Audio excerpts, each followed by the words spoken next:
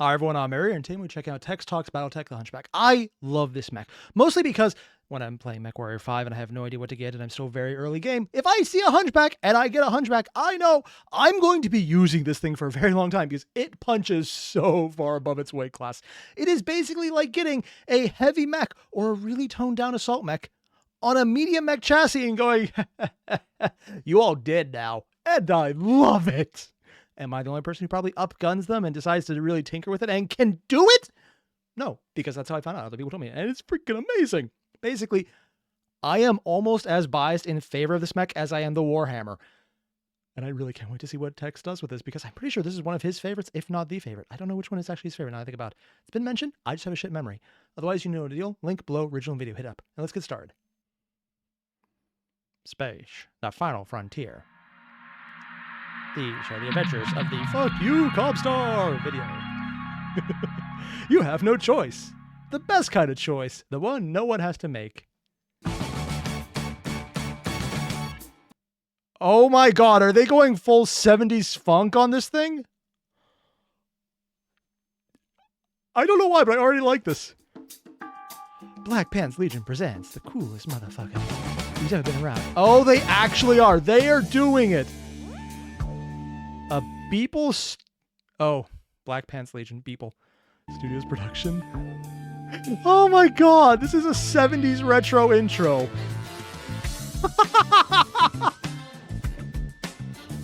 Oh my god, they're actually doing it. Art by, whoa. I recognize a bunch of these names. Ooh, Wildcat's in here too, nice. He's in a lot of them. Nuke Dog, Alex Spacer? Dude, I actually know a lot of these guys. Hired Steel is in this? I mean, I know they actually got Tex into it. I guess now Tex has them in his videos. Oh, I don't even recognize that version of the Hunchback. Oh, there's gonna be a bunch I don't even know. I only know one version, really, now I think about it. This one there. I love this. Oh, it just says TTB Hunchback. TTB? TexTalks Battletech. That's why, TTB. George Lido, Adam Elmas, Alien Agent, Diggs, Hat, Raging Goblin, Colberto, and RCR. Dude, okay, Raging Goblin, I'm kind of jealous of that name.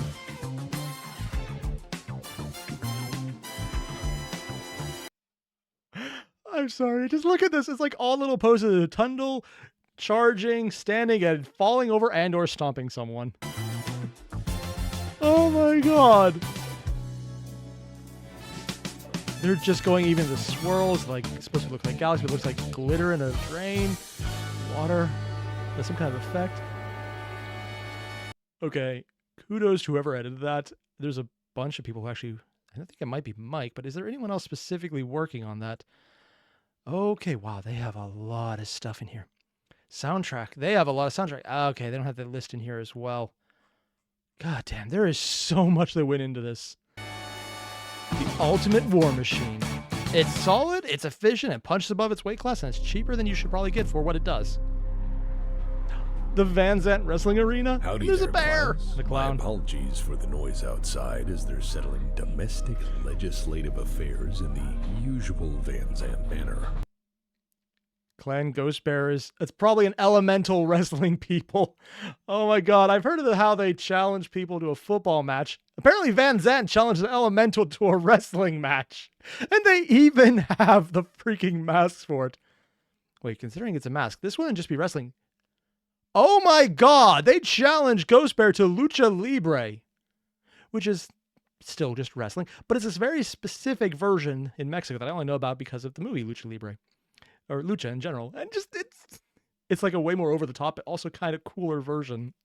Which is, unfortunately, quite loud. Today, Governor Amaris remember to vote. Also, Van Zant welcomes periphery car reviews. They have cars at periphery? I thought these were just kind of cardboard cutouts. Stolen from somewhere else. Without further ado, welcome to the finest education these humble parts of space Oh, can they're offer. actually in the ye old Please Opry. take your seats as we're going to tackle the undisputed poster boy of violent excess and catastrophic overmatch in point-blank throwdown. This is a machine which can produce on demand a localized Armageddon with one pull of the trigger, and wherever it goes, You can put we arrows in know it by its silhouette alone. Tonight, we discuss the mighty machine that is the Hunchback. I mean, I'll be honest, I have done so many missions where I might be in an assault mech, I might be overgunned and just completely killing everything around with headshots. I see a Hunchback and I'm like, ah, shit, there's a dozen. Like, there's so many guns there. It's going to be an AC-20. And if I don't take it down immediately, it will hurt me. Does it kill me at that point because I'm an assault mech that's been overgunned and overmodded to the point of absurdity? No. But the fact that I actually have to take it seriously is probably the indication you need. I'm sorry. I'm fanboying so much right now. I think it's Commando too. Preamble. As a war Showing machine, Mad Cat. the Hunchback is to subtlety in a fire. I'm sorry, is this art of the Hunchback grabbing someone else's arm to beat a motherfucker with their arm? They have done the impossible. They have made it cooler. I don't even know which person's art this is, although I think I recognize the style, but that is so freaking cool. Fight, as House Steiner is to the very idea of stealth as a I want war. to hear that again. As a war machine, Yeah. the Hunchback is to subtlety in a firefight, as House Steiner is to the very idea of stealth as a warfighting concept. Ah, yes. Stealth. If there's no one left alive to tell you were there, you're very stealthy. That's why I love the good old-fashioned Atlas, I was going to say Assault Squad, but no, that's completely wrong. Atlas Scout Squad, my favorite. And as such, it stands as an eternally cheerful reminder that there's always a far louder way to accomplish mission objectives. In modern battle mech operations, works. there are, as always, many platforms. Okay, we got to ask here. This is definitely one of the weirder things, but really, Mr. Butt Stomp? You can't even just go with the good old-fashioned ass-kicking. You do just got to stomp someone's butt in. What I'm going to do, I'm going to stomp their butt. Versus Hell's Angel. Take a wild guess when this came out. Platform options for tackling the mission profile of point-blank street fight. And then there is the safe bet, which is inevitably the Hunchback. Yeah. For this exact reason, the Hunchback is still serving in its original design role as a frontline combat mech. Original even? And while frequently complemented by newer and better machines, it has Just yet kicking to over be the hovers. replaced by any Nice. one of them. I hate those things. A truly timeless classic in serial production for half a millennium. The Hunchback is a statement in engineering something exactly right the first time. And while remarkable on that... Wait, the first time? Every single story so far has been some preamble about how we got things wrong, we made it better, or we did a few things right, we made it better, or there's a bunch of lead up to it, and then we made it better, which was the Warhammer. This is just doing it right, and it worked? That's... Honestly, if there wasn't so many other stories about it not working right the first time or working up towards it, or again, like the Warhammer, you got a good first product, but you had a lot of other products prior to it, it does build up the credibility of just saying, hey, and here's the one that just worked. Also, I love this picture. That merit Big alone, legs. the mystique, mayhem, and mythos. Oh, check out this animation. This...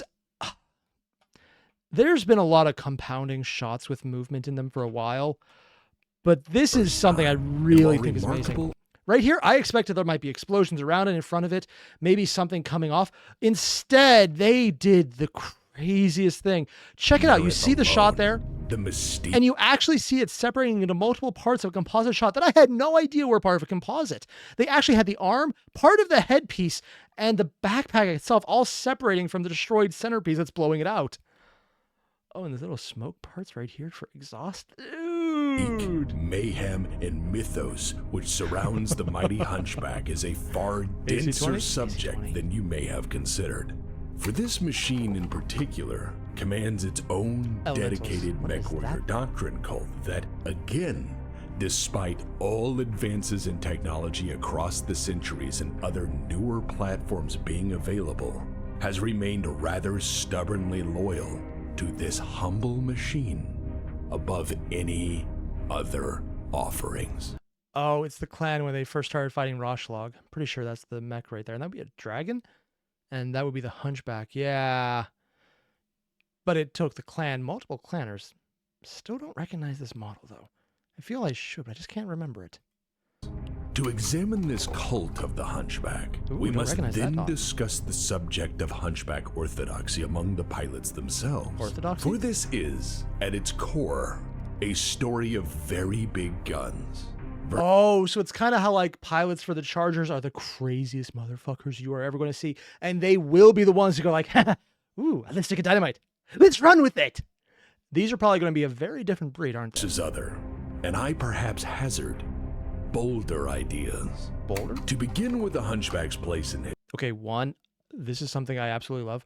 I've seen a few various times, but 2005 spaceflight, 1950, 2005, Crippen Station goes online. Oh, it's the stand-in for the ISS right now. Probably the same picture of it. He just put it there. Age of War, which is huge. Starleague going further. Starleague disbanded the first time. Succession Wars, Clan Invasion. Oh, hello there. See, this is interesting to me because I think this right here is the only time I've seen Tex ever reference this, because I thought he just kind of figured Clan Invasion was where time ended for Battletech. Hunchback's place in history. If it's going to zoom in, can I zoom out a bit more? When is this image first in here? This idiot. Oh, that's Catherine Steiner, I think, who broke up. Yeah, that idiot who is literally just such an idiot ball because, hey, how's Davian and how's Steiner work? Doing too good. We need to make them a villains again. You know, that time period where Lau and Merrick and the clans and Kurita all kind of looked better by how bad she was. The more I find out about her, the more I'm like, she's like Amaris, but somehow dumber. Yeah. To begin with the Hunchback's place in history, and to Wait, that's give where the our Hunchy story starts? this At the evening beginning some of the story. proper context, we must start with a series 25, of 72. errors that 1 year made after the the Hunchy. Hunchback not only Or after the possible, Starleague. but suddenly absolutely necessary. I also just realized that's literally a mallet with a nuke at the end. Yeah, because the Succession Wars were literally just a giant pile of nukes, followed by the nuke right there. Chapter 1. The whole periphery, please. Once the ink had dried on the last treaty, Cool image. the Starleague was more or less complete, and with all of the great houses seemingly happy for the most part, For now. there was indeed peace, guaranteed in writing and now backed by the implied might of the SLDF. Fully Implied was intent important, on though. working for the benefit of all citizens, the Starleague promised a bright future for all under their umbrella, whether they liked it or not. This is the perfect time to pull in the meme from Star Wars going, I'm here to save you, please do not resist. I won't because that's a Disney property, you don't fuck with that. But it fits perfectly. Yet, far and wide, there were celebrations. Pretty sure I recognize that. There Star was Wars. trade, there was prosperity, and there was all of this Graft. land out here with perhaps no real government of consequence to stop everyone from. Yeah, it's the consequence right there. Taurians, Canopus, Outworlds Alliance, Rimworld Republic. Yeah. I'm sure nothing bad happened. I don't know almost anything about the Outworlds Alliance. I know that a bit of the Turian Concordat. I know the Canopus because they're just kind of there all the time. And of course, Rimworld Republic for Amaris. I really don't know anything about them. Huh. You know, just having it. Yeah. So, there was the periphery issue. The entire political issue of the periphery. Wow. That is the most smug face I've ever seen in Battletech art. It's just that little, hey, I'm about to steal everything you like and love. It's going to be mine now. Please resist. It's more fun that way. That is so smug. And its relations to the inner sphere is a much girthier subject than appropriate for this juncture. However, to be brief, I can say with some notional bias that most people who went that far out into the unknown, that is to say that deliberately far away They don't from want to be part of everyone shit. else, likely wanted nothing to do with the rest of human civilization. Yeah. Indeed, putting your ships on the horizon for as long as they will go into the unknown takes a certain kind of spirit. Absolutely insane. And frankly, I'm surprised we haven't just had more things coming out like, hey, by the way, there were other people who went further, who got crazier, and who maybe misjumped and went incredibly far and somehow survived. Because, I mean, that's how the Taurian Concordat came about. Why not go even further? Because if it happened once and successfully worked, why not more? One that is very stubborn at its core, and in most cases, absolutely defiant to a Oh, they're fault. doing barrel rolls. Accordingly, most of the periphery was, for the longest time, quite keen to leave the inner sphere mostly alone. Yeah. Fully dedicated to their own survival. Which is kind of the crazy part. It's a bunch of random assholes who just ran out there. I'm saying random a lot. And nothing bad happened. I mean, except to themselves constantly. And, you know, it was a horrible place. But it was the place that was theirs. It's literally the Wild West. It's literally the Wild West. That's what the metaphor is. If not attempting to build their own civilizations in the process. The inner sphere, on the other hand, saw the periphery as either a lawless frontier chock full of pirate enclaves, I mean, it was. mercenary freeports, or other hazardous microstates Which it to was, worry technically. about. Or worse, some free real estate some other great house might decide to take for themselves. Yeah, and that's the one that really gets them. It's not that no one's in charge. It's that I'm not. And thus, It's in like that there are a bunch case, of great houses obsessed with erode power. some of that delicate balance the Star League was so very hopeful to maintain. But things aren't so simple in the world of military affairs, and as such, there are further layers to this. The potentially far greater issue at hand concerned the SLDF itself. The militaries of the Inner Sphere had been idle for so very long that it was just now starting to show. The general staff. Oh, so it's not even that they needed to fight. It's that they needed to fight because they hadn't fought. Oh. Okay, I get it. It's literally a success leading to failure. I'm probably not explaining this well.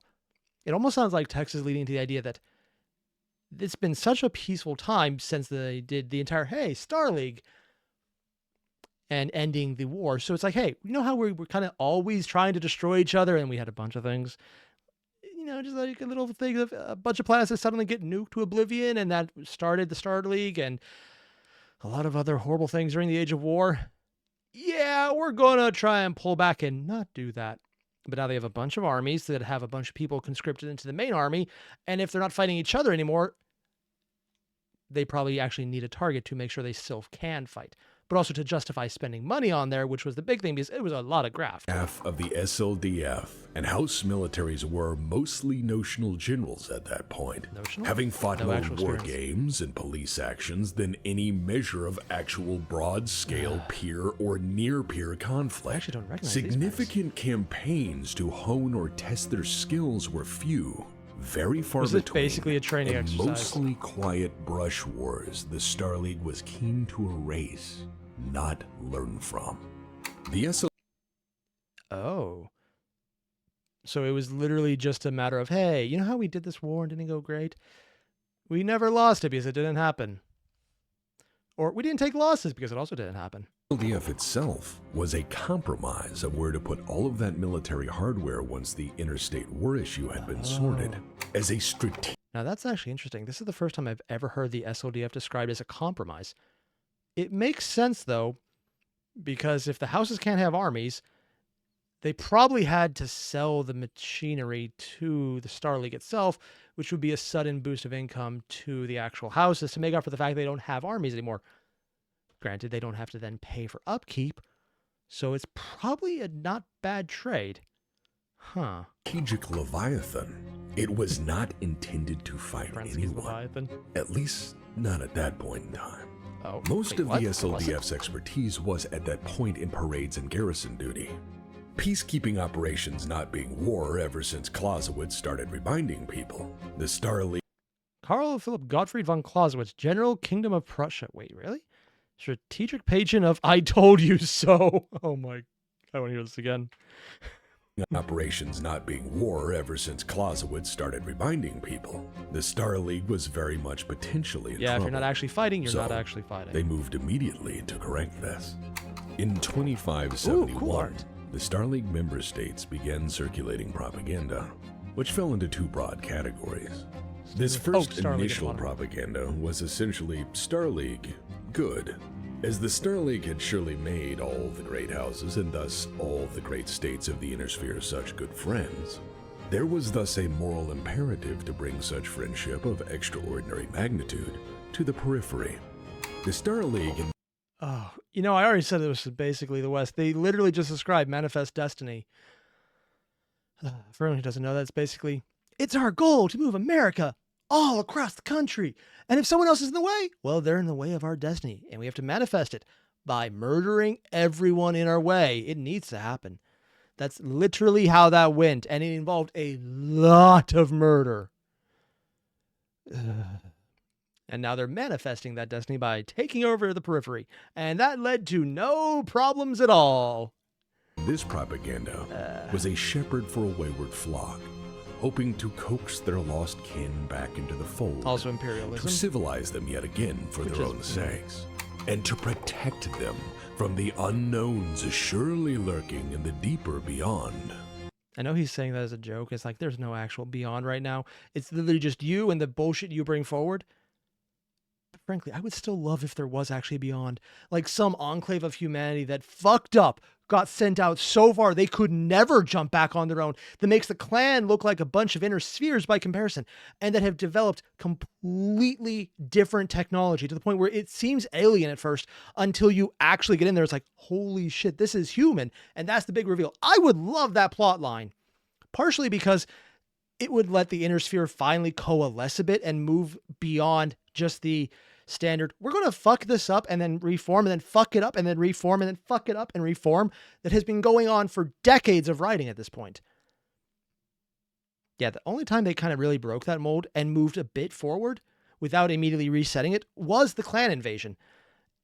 I mean, I haven't even been in this franchise and as a massive fan for as long as a lot of people here, because it's been around longer than I've been alive.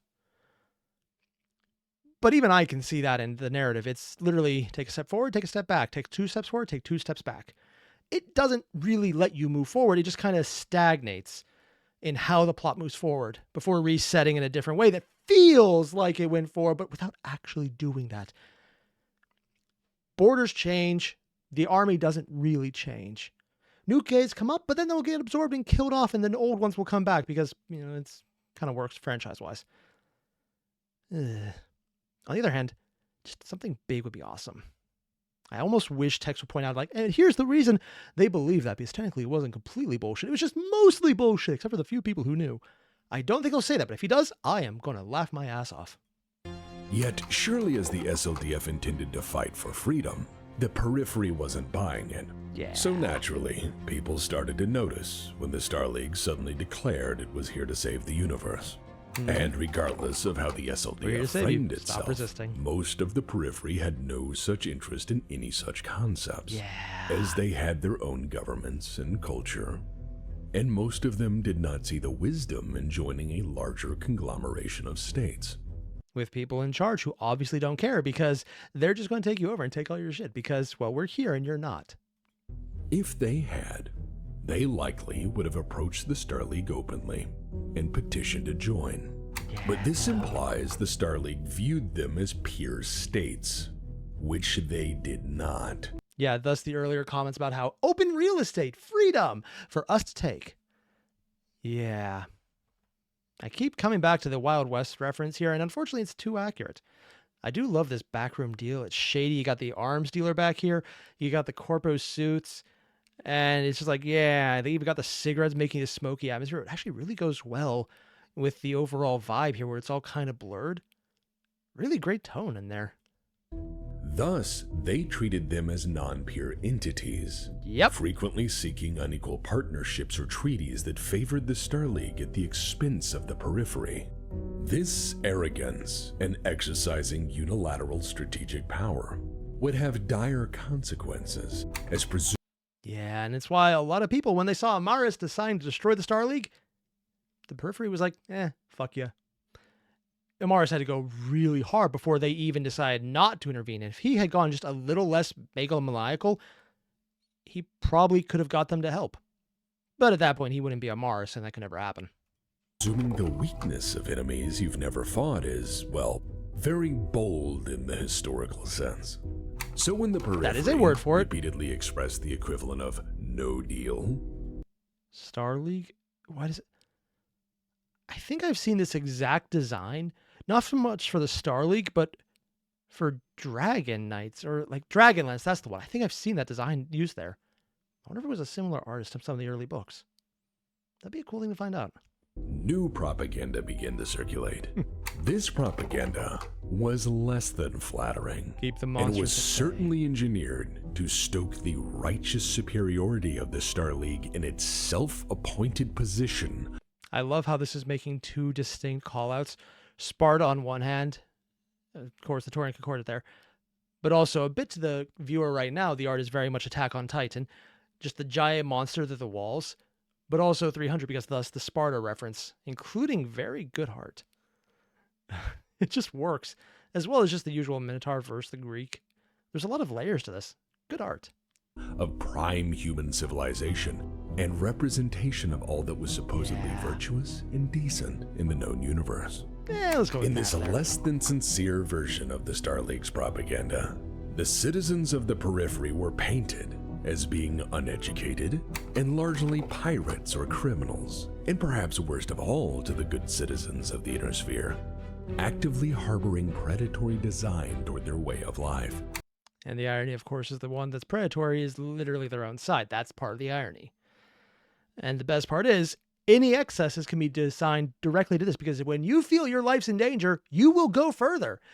And if your life isn't actually in danger and you go further, you done fucked up, Aaron. It's like you're going to lead to an Amaris situation because people are like, this needs to be destroyed. And then it gets destroyed. Oh God, this entire video is literally going to be just, Amaris was right. He wasn't, but I can see why people thought it. This is going to be the entire tone of the video, isn't it? Oh no. God, just making it worse. To be perfectly fair, depending on the world in question, of which there are actually quite many in the periphery, some but rarely all of those assertions were true at the same time. In this propaganda, the people of the periphery were seen as envious souls who had foolishly left their betters behind, only now to cast hungry eyes upon their vastly successful cousins in deep want or envious desire. In short, our relative poverty was offensive, and thus our moral alignment was in need of fixing vis-a-vis the newly elected state apparatus for such strategic stick poking, the SLDF. Yep. But again, such lies come at a cost, and watered down truth in the threat vectors or risk analysis department has again historically never gone well. This propaganda overlooked the fact that the periphery had heavy industry and major population centers. This propaganda overlooked the fact that the periphery Oh yeah, because at the same time where the SLDF was doing the paper tiger routine of, hey, we got the best of the best and we're going to mass produce it. I mean, it's not actually tested, and they literally just mass produced a prototype before seeing if the first ones off the gate were usable because money. Yeah, there was a lot of graft. It was massively corrupt. They threw a lot of money at things. Some things they made were great. This ship in particular, I remember that episode. It was the Warhammer episode, talking about how some things work and then this didn't. Was it actually the Warhammer episode? It's been long enough, I actually forgot. I remember the entire section, but it felt like a completely different video. I thought it was Warhammer, though. periphery had working shipyards, which were producing working warships. This propaganda... Working warships. Technically, that's accurate. Those things did turn on, and some of them even did things. Also, this is definitely Canopus. The prosthetics, you have all the various aspects there.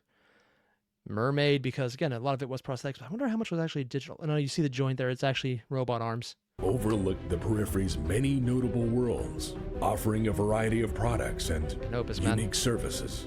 Thus, this propaganda was mostly a focused lens, with extensive blinders to force a narrow view of distant people, and intended for the average citizen of the inner sphere. And the worst part is, that is a very standard tactic in war. In World War II, for example, there were horrible printouts on both sides of the war about how the other side was monstrous. On the German side, you got to destroy the enemy, like usual racist propaganda. And on the American side specifically, that is the one I know about the most, it was also horribly racist propaganda about Germans. And, just they're all monsters who are subhuman and need to be destroyed. the irony of Nazis being called subhuman is not lost on me. But at the same time, yeah, if you dehumanize your enemy, you're fine with doing anything to them. Thus the earlier comment about if you go too far, it wasn't supposed to go too far. It doesn't lead to any problems at all, ever. Yeah, the Star League's creation, rise, and all the bullshit right here is a cautionary tale of we have a lot of money and we don't have any reason to use it. Let's do something stupid.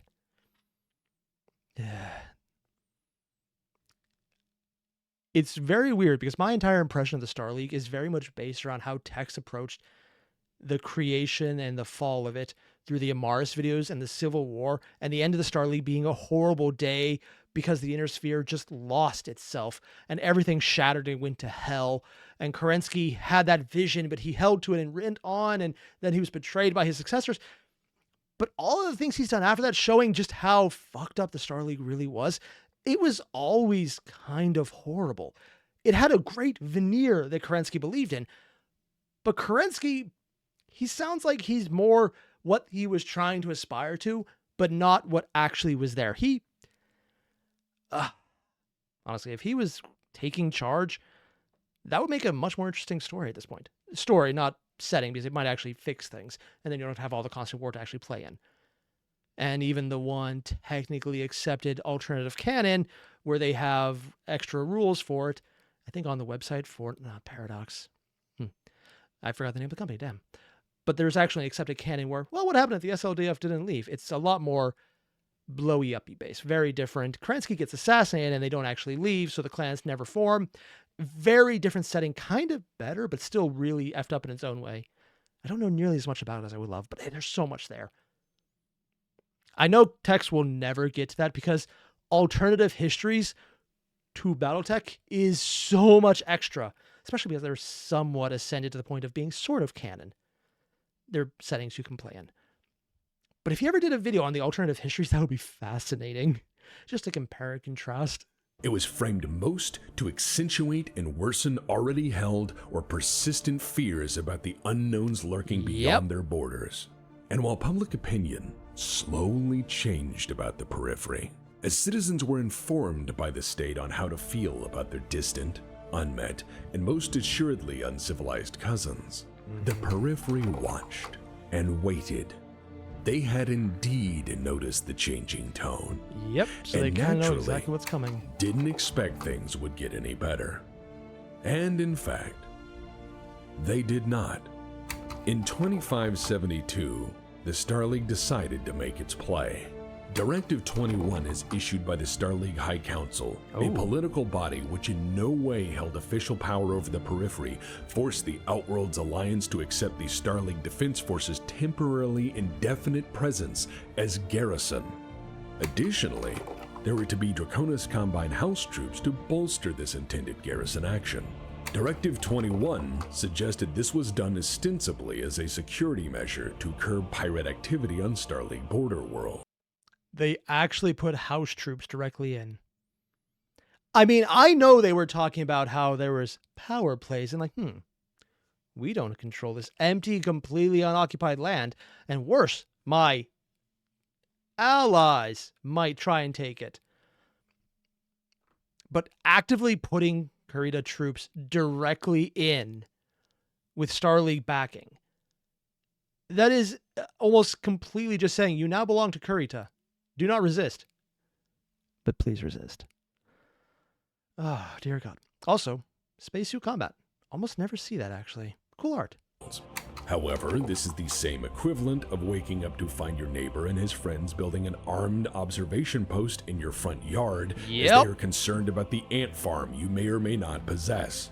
And, regardless of how propaganda framed this, it was an invasion one way or another. Yeah. The Star League had invented a reason to put troops in a foreign power sphere of influence and with truly massive advantages in power projection in their favor. It seemed to work.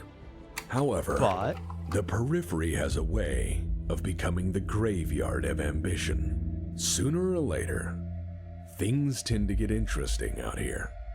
On the world of Santiago, a mech warrior in the 17th Galadon Regulars, a DCMS provincial unit seconded to garrison duty in support of the non-invasion, retaliated against snowball-throwing children who'd been giving him shit for standing around in a locust while trying to look tough at the same time. After deciding... Oh, see, I know exactly where this is going because this is actually something drawn from history. This is the start of the Revolutionary War in America. People were throwing snowballs at soldiers. Soldiers fired and it turned into a massacre. The Boston Massacre. That's what it was. Oddly enough, it was then defended by, I think, John Quincy Adams, who got him off because there was glass and bricks in those snowballs. So they were actually in danger because, they were literally being beaten up by bricks hitting them in the head that had snow around them and ice and shards of glass.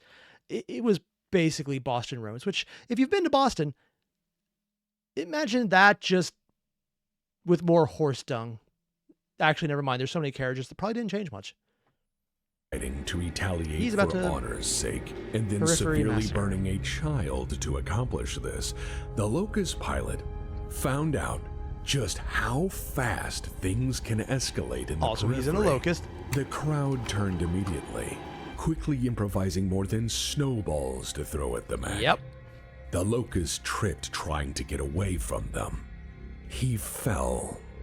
The crowd rushed the mech, likely intent on finishing what the Locust had started. Was he with anyone else? And in a fear, in a blind panic, the mech warrior fired every weapon he could reach. 27 people died. 30 were hospitalized. And regardless of the Star League's propaganda and the SLDF suppression efforts, it would be known as the Santiago Massacre. Yep. God damn, that is harsh, man. Like just everything there, all the things around them, feeding tube. Oddly enough, a much smaller one. It almost looks like they're about to be plugged into the mech while still in this shape. Damn. And that is about what it takes to light a fuse in the periphery. Yep. And unfortunately for the Inner Sphere, despite all of their efforts, the news quickly spread. Soon the previously peaceful Outworlds Alliance began to suffer riots under Starleague control, and the SLDF garrisons found out how very quickly, firsthand, how unprepared they were. This was 58 years before the first HPG transmission. Oh, now that is actually very important. Because if there's no transfer of information, they could actually destroy entire garrisons, and it might be months to years before anyone can find out about that. It's just, does the ship arrive in time? And since there probably wouldn't be as many immediate transfers because it's what they consider the middle of the nowhere and against a force that doesn't have any capacity to take them down, and then they could probably realize ships are coming in and they sabotage them if they can take over the right sources. This probably went unreported for quite a while and they could get some mechs out of it. Ooh, useful. The SLDF could have contained this single incident with their forces, navy, and numbers if they had indeed been wholly competent as a strategic force. Nope. Because they weren't actually there to fight. They were there to look good, to say we're flexing our muscle because they were parading. Irregular strategic dilemma. Irregular warfare, a form of warfare used by an opponent in a conflict whose forces are significantly lacking in a comparative military capability, strategic reach, or power projection. It often takes the form of guerrilla warfare, terrorism, or insurgency to achieve the desired outcome. Basically, it's asymmetrical warfare, I think, but taken to a different level, where asymmetrical is different levels of warfare, but it's still against competing sides, I think. That said, I'm not a military guy. Tech says I'll take his word on this one. But it does make sense because I know I'm giving the periphery way too much credit on this, but it makes sense if they know what's going on the ground because they're there, they can respond faster. If they can get the word out because they know to get the word out, other people can respond faster. And if they can keep the word from getting out to the wrong people, as in the Inner Sphere, it's going to be a lot easier because they don't know they need to be looking in the first place. How much of an advantage do they get just from having that information right there to start fighting when everyone else is already fucked up? Don't know. However, in the interest of fairness, asymmetry is the strategic way of life out here. And as such, the periphery has many a secret weapon. Oh? There was no FTL communication to securely carry the message of this attack, so the periphery relied on reckless pilots, burning as hard as they could, past the SLDF forces and toward every free port they could manage.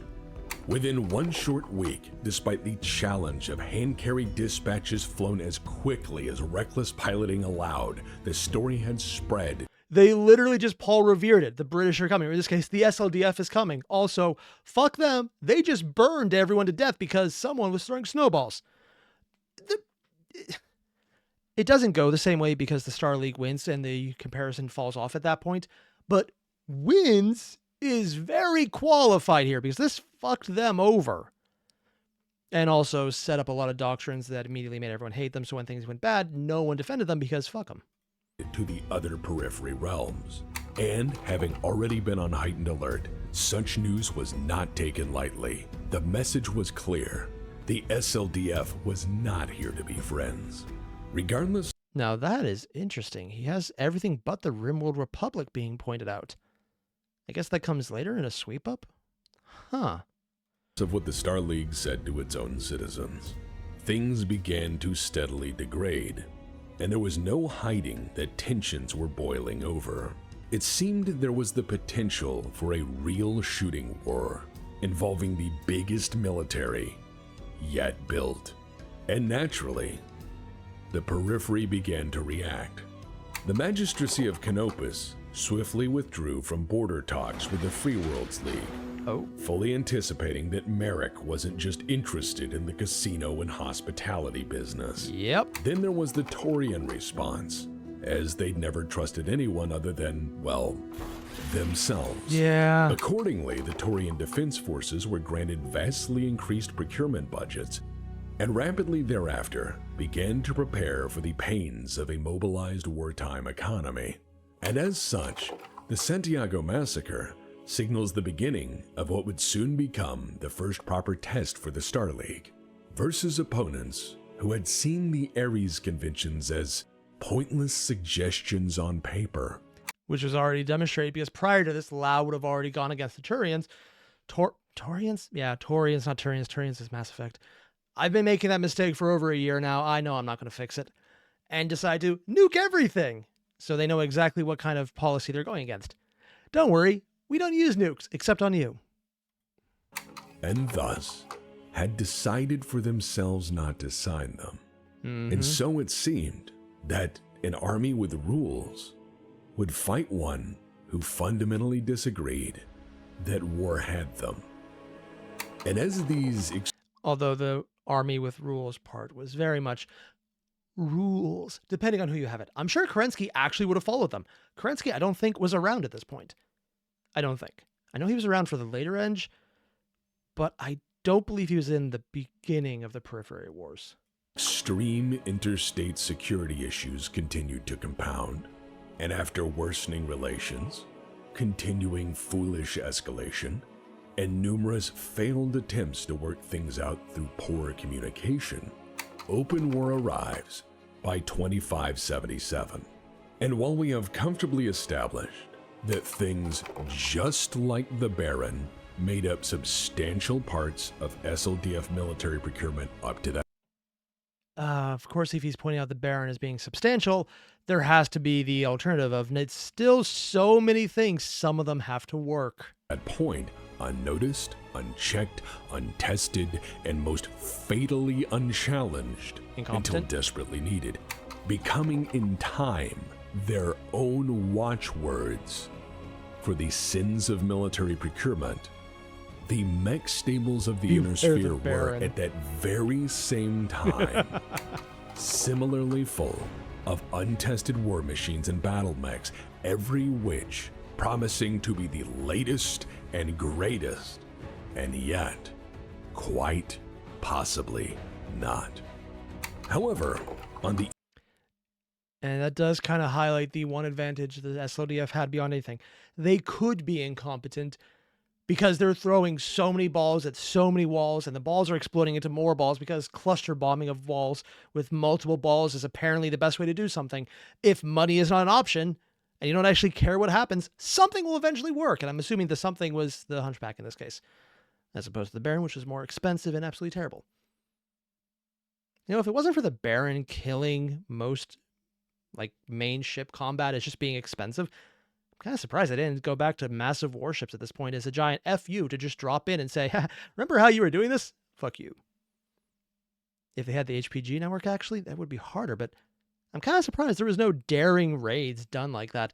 Just sudden, massive, overwhelming firepower at strategic locations.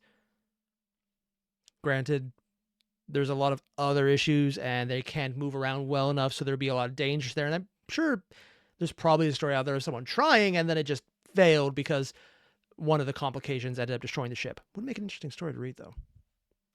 Eve of conflict, there are those who see clearly. In times of uncertainty, these parties pay keen attention to the matters of state and frequently decide to get a head start on this war material business before things get truly desperate. So in 2572, with events clearly escalating toward open war, an ancient company from Terra would offer its greatest product. Ancient? A true magnum opus. I don't actually remember who made the Hunchback. Also, yeah, I see the silhouette right there. Hell yeah. It would be an enduring one-hit wonder that neither they nor their successors could ever eclipse. Okay, full disclosure, I was going to watch more today, but then I saw it's nearly midnight and I do need to go to work tomorrow. So, yeah, no, I have to adult. Damn adulting. That said, I'm coming back to this. This is great. I love seeing everything here. Tex, when he's talking about history, is some of the most impressive bits of lore and history I've ever seen. And I love it. It's why I've gone into some of the other videos where he went into Christmas. And even though that video caused me literal physical pain due to significant rage at the audacity of that bitch, I loved it because it was fascinating. I've been recommending that video to people. I need to also get on board with picking up some of the prints from that video because they're actually for sale. I want to do that. I just got to remember to do that. My mind is a hamster. It's asleep and doesn't realize it can work out. Like the rest of me. But details aside, this is so freaking cool, man. It's like the best of TexTalks Battletech. And it's just...